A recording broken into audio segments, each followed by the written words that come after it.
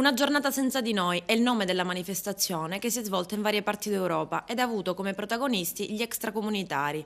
Un'iniziativa che ha voluto sottolineare l'importanza degli stranieri in una società sempre più multirazziale. Come sarebbe infatti senza operai, badanti, colf, muratori e braccianti? Ad Agrigento la manifestazione, giunta alla terza edizione, si è svolta a Porta di Ponte, organizzata dal Coordinamento Immigrazione, dalla comunità migranti e dai laici missionari comboniani.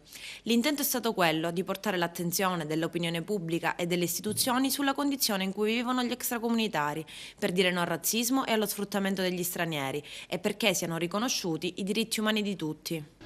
Le richieste sono rivolte soprattutto alla società civile, nel senso appunto di avere un atteggiamento solidale con tutta la società, e poi chiaramente delle richieste vengono rivolte alla politica, perché appunto la politica apra anche quella ai migranti, evitando gli atteggiamenti repressivi. Siciliani, popolo di migranti dunque, ecco perché ad Agrigento, nonostante qualche piccolo segnale di controtendenza, è particolarmente sviluppata la cultura dell'accoglienza e dell'integrazione. Ad Agrigento c'è un sentimento di tolleranza nei confronti di questi migranti, forse ricordando appunto le esperienze che abbiamo vissuto anche noi in passato, quindi in questo nostro immedesimarci nella loro esperienza fa in modo, chiaramente ci sono anche delle situazioni di intolleranza. Sicuramente è cresciuta la sensibilità nei confronti di questa problematica.